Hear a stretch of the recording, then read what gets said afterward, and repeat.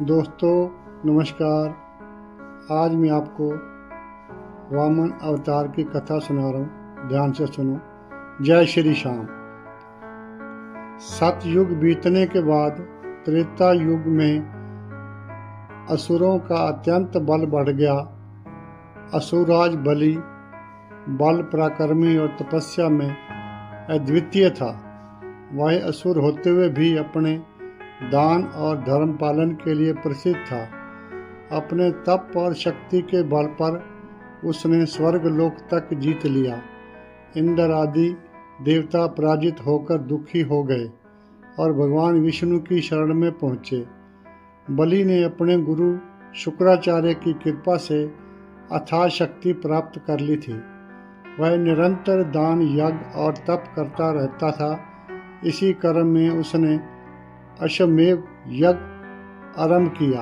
उसका संकल्प था कि इस यज्ञ के बल से वह तीनों लोकों पर स्थायी अधिकार प्राप्त कर ले। देवताओं ने प्रार्थना की, हे प्रभु, यदि असुरराज बलि अजय बन गया तो धर्म और सत्य का नाश हो जाएगा। केवल आप ही इस संतुलन को पुनः स्थापित कर सकते हैं। भगवान विष्णु ने देवताओं की पीड़ा सुनी और कहा, मैं वामन रूप में अवतार लेकर बलि से उसका अहंकार दूर करूंगा। भगवान विष्णु ने ऋषि कश्यप और उनकी पत्नी अदिति के गर्भ में से जन्म लिया। यह जन्म अत्यंत दिव्य था। जब अदिति ने भगवान को एक छोटे से बौने ब्राह्मण बालक के रूप में जन्म देते देखा तो वे भाव विभोर हो गई। यही थे वामन अवतार। यज्ञ स्थल पर असुरराज बलि भव्य दान कर रहा था। घोषणा हो चुकी थी कि यज्ञ में आए किसी भी ब्राह्मण को खाली हाथ नहीं लौटाया जाएगा। इसी समय भगवान विष्णु वामन ब्राह्मण के रूप में पवित्र चमक लिए वहां पहुंचे। उनके तेज से संपूर्ण सभा आलोकित हो गई। बलि ने आदरपूर्वक उनका स्वागत किया और कहा, हे ब्राह्मण देव, जो भी चाहो मुझसे वर मांगो, मैं तुम्हें अवश्य दान दूंगा। भगवान वामन मुस्कुराए और बोले, हे महादानी, मुझे केवल 3 पग भूमि चाहिए जहां मैं अपने पांव रखकर साधना कर सकूं। यह सुनकर बलि हंस पड़ा, महाराज, आप ब्राह्मण होते हुए भी बहुत अल्प चाह रखते हैं। सोना, रतन, भूमि, गज, अश्व, नगर, राज्य सब मैं आपको दे सकता हूँ। 3 पग भूमि से क्या होगा? वामन ने उत्तर दिया, जो व्यक्ति अपनी आवश्यकता से अधिक मांगता है वह लोभी होता है। मुझे केवल 3 पग भूमि ही पर्याप्त है। बलि जब दान देने लगे तब उनके गुरु शुक्राचार्य ने रोकते हुए कहा, राजन, यह साधारण ब्राह्मण नहीं है, यह स्वयं विष्णु है।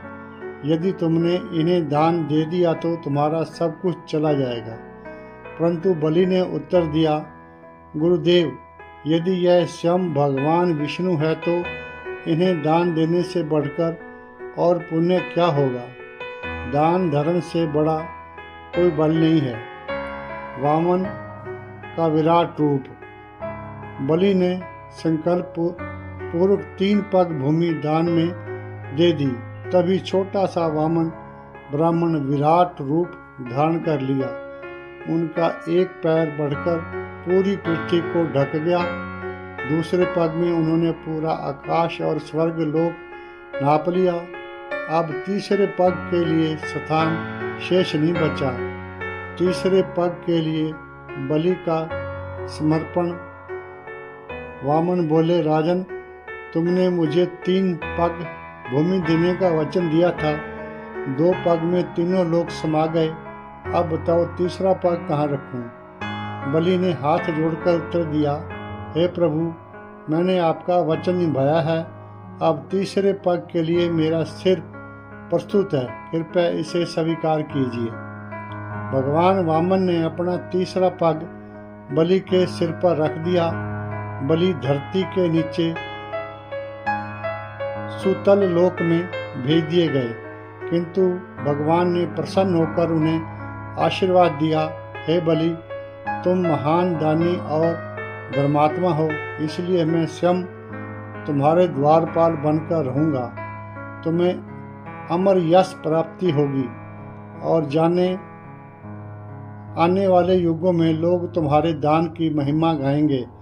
कथा का संदेश है जी। यह कथा हमें दान और धर्म पालन की महत्ता सिखाती है। शक्ति और साम्राज्य का अहंकार भी भगवान के सामने टिक नहीं सकता। वचन पालन और निष्ठा किसी भी व्यक्ति को देवताओं के समान पूजनीय बना देती है। भगवान वामन अवतार से यही सिखाते हैं कि अहंकार से मुक्त होकर धर्म और दान का मार्ग अपनाना चाहिए। दोस्तों, ये कथा आपको कैसी लगी? यदि अच्छी लगी हो तो लाइक करें और इस प्रकार की और कथा सुनने के लिए मेरे चैनल को सब्सक्राइब करें।